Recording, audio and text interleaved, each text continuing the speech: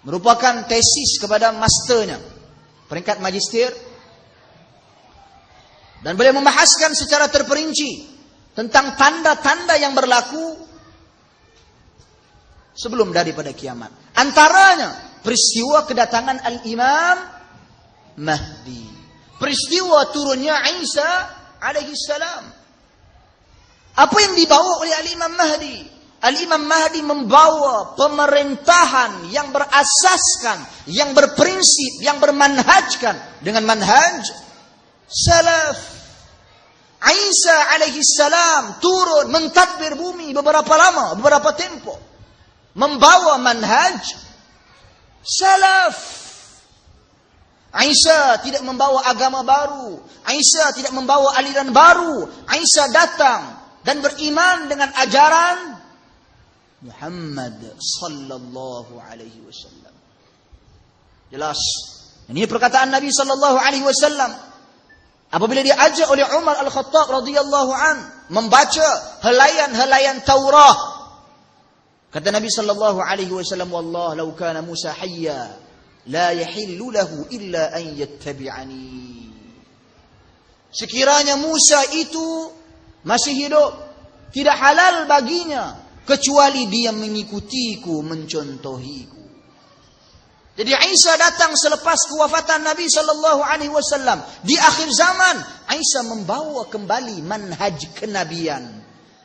Menunjukkan manhaj kenabian, manhaj salaf, merupakan manhaj yang terakhir yang berada di atas muka bumi.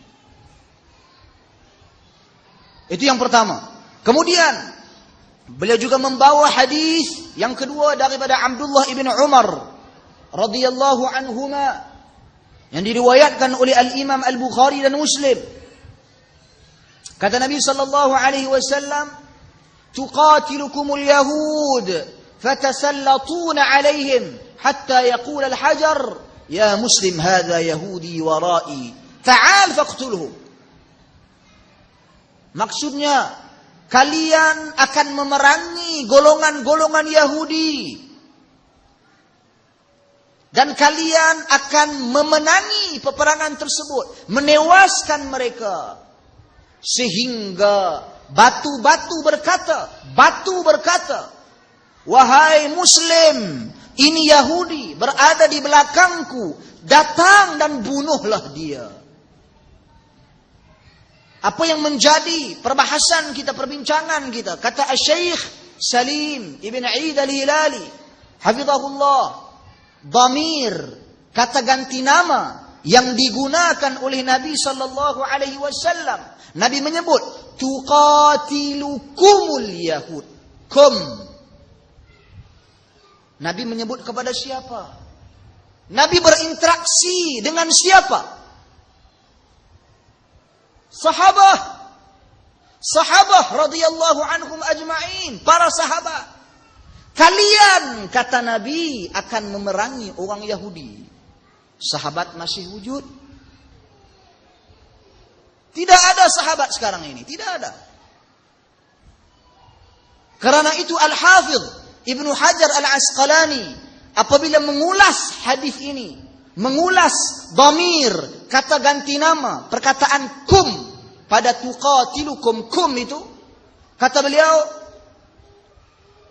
wal murad man huwa minhu bisabilin lianna al khitab kana lis sahabati wal murad man ya'tiya ba'dahum bidahrin tawil lakinna lima kanu mushtarikin fi asli al iman.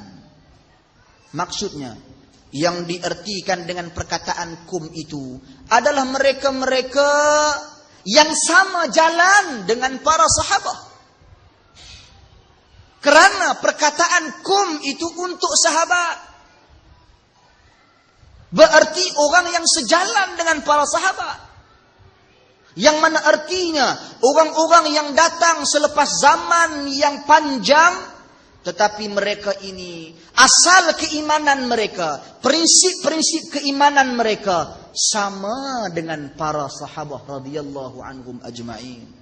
Ini sahabat.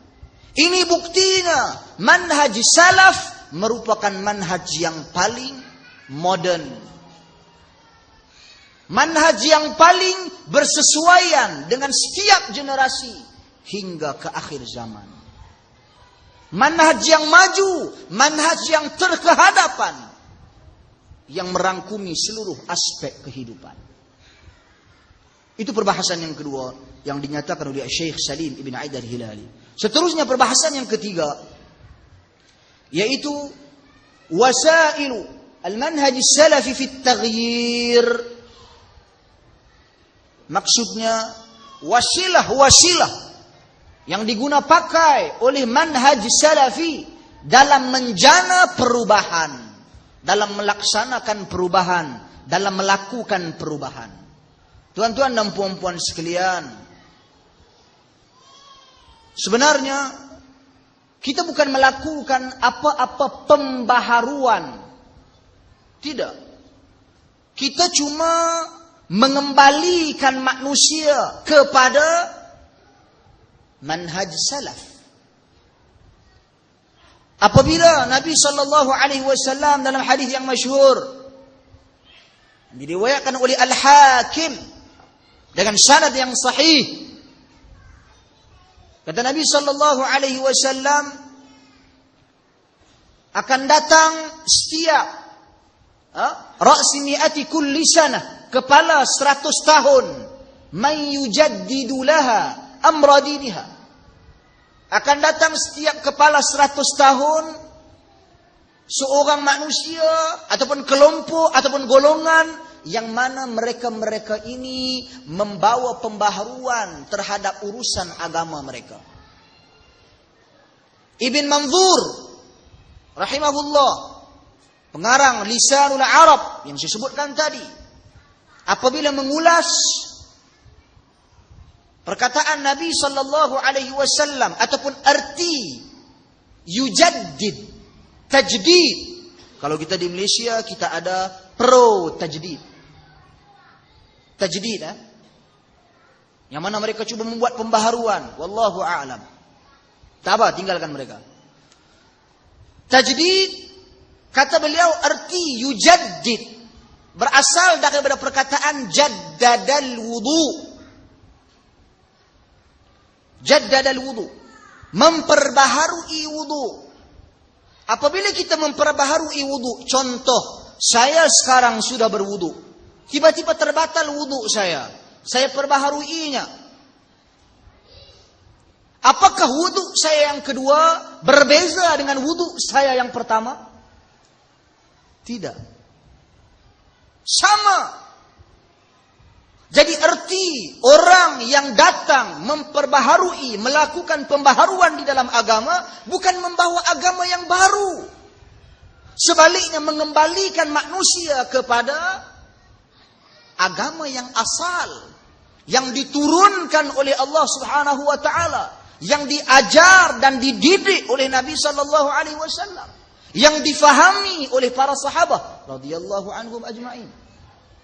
Itu arti tajdid, mengembalikan semula.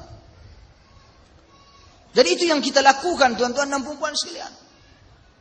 Di dalam menjana perubahan ini, dalam usaha mengembalikan manusia kepada agamanya yang asal, salaf ada dua jalan, dua cara yang dilakukan. Kata Syekh Salim Aid al-Hilali, yang pertama tasfiyah, dan yang kedua tarbiyah. Jelas, at-tasfiyatu wat-tarbiyatu. Sering kita dengar, dan fadilatul Syekh Muhammad Nasiruddin Al-Albani rahimahullah juga ada buku beliau At-Tasfiyah wat-Tarbiyah. Juga anak murid beliau Syekh Ali Al-Halabi Al-Athari juga ada menulis. Tetapi saya tidak ada tulisan yang asal, saya lihat diterjemahkan oleh pustaka Al-Imam Al-Bukhari di Solo. Saya lihat sudah diterjemah ke dalam bahasa Indonesia.